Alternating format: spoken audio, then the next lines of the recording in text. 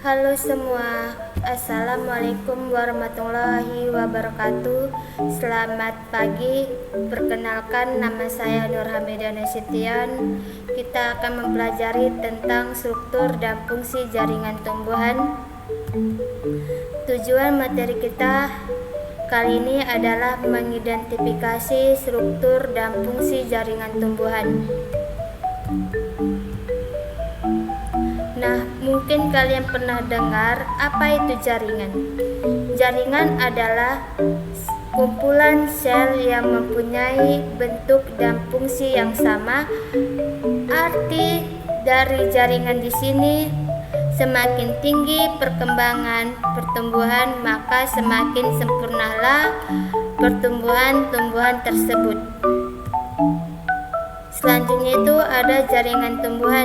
Jaringan tumbuhan dibedakan menjadi dua. Yang pertama ada jaringan meristem, yang kedua ada jaringan permanen atau dasar. Kita akan membahas satu persatu. Yang pertama itu ada jaringan meristem. Jaringan meristem adalah jaringan yang sel-selnya mampu membelah diri dengan cara mitosis terus-menerus, disebut embrional. Yang kedua itu ada jaringan permanen atau dasar.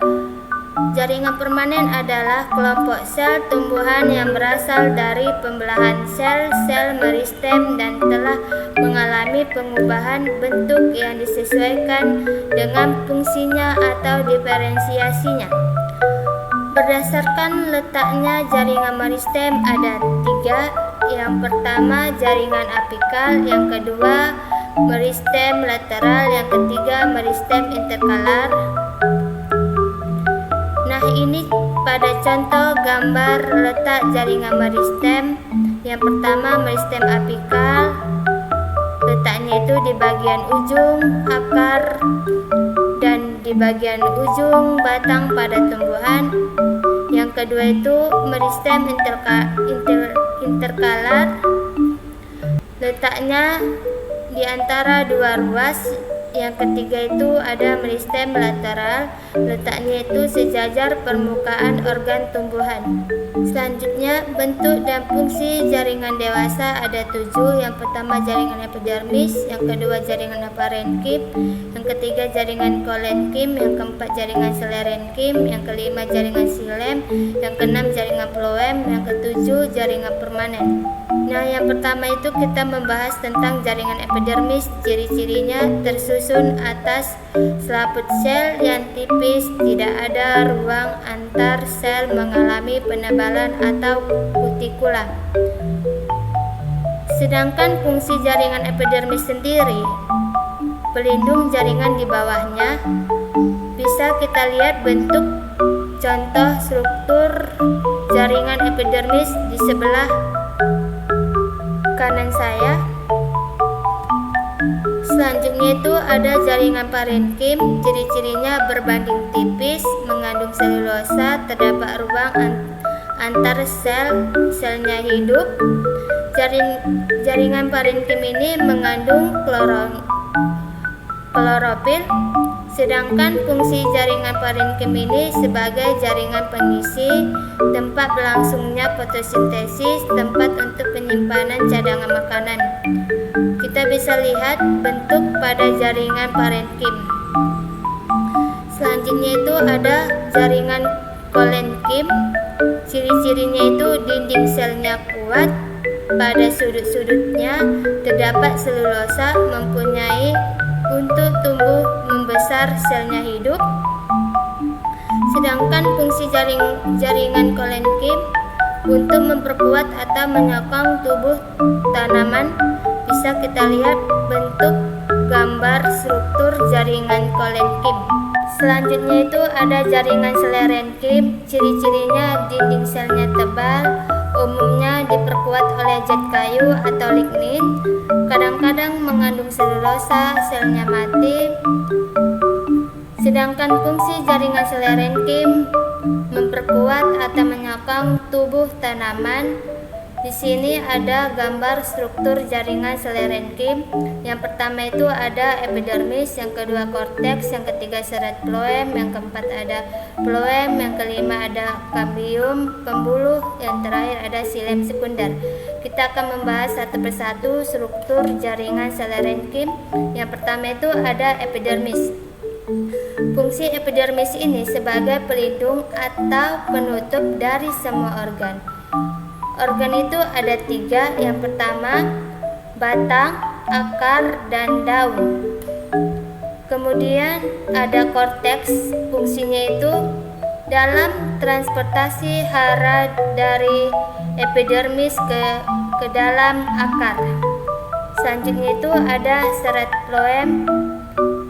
Yang selanjutnya ada floem. Fungsi floem ini sebagai alat transportasi untuk mengangkut hasil-hasil fotosintesis dari keseluruhan tubuh tumbuhan sampai ke akar. Selanjutnya itu ada kambium pembuluh. Fungsinya itu dibuat oleh floem dan xilem, hasilnya dari fotosintesis. Yang terakhir itu ada xilem sekunder. Fungsinya itu mengangkut air mineral dan makanan dari akar ke daun. Yang kelima itu ada jaringan xilem.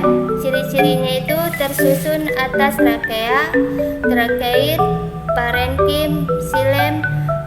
Sedangkan fungsi jaringan xilem itu mengangkut air dan garam-garam mineral dari tanah.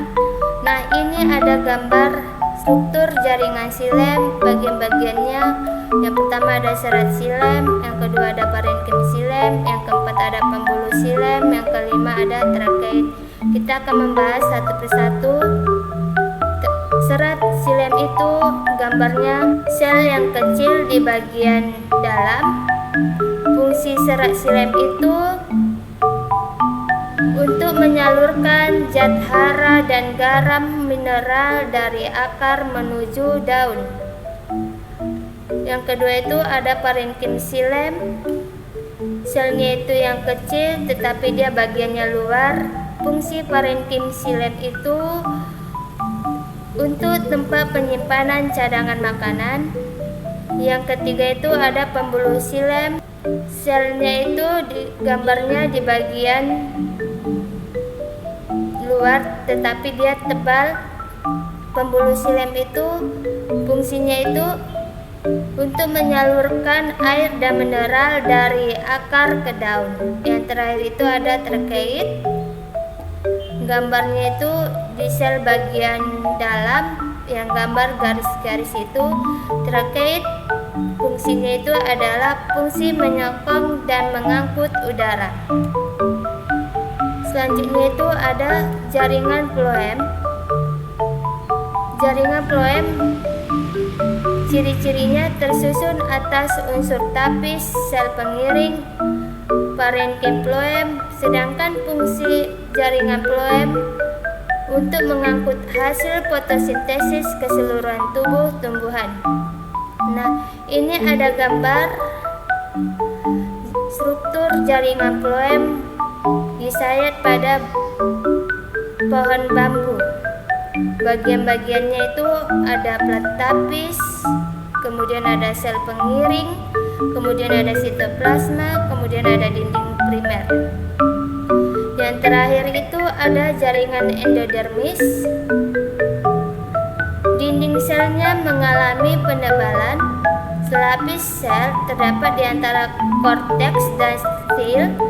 Fungsinya jaringan endodermis itu untuk menyalurkan air dan garam-garam mineral dari korteks ke silinder pusat. Nah, untuk pertemuan kali ini saya kira sudah cukup tentang struktur dan fungsi jaringan tumbuhan. Mungkin lain kali kita akan membahas yang lebih menarik atau pokok bahasan yang lebih menarik. Saya akhiri. Assalamualaikum warahmatullahi wabarakatuh.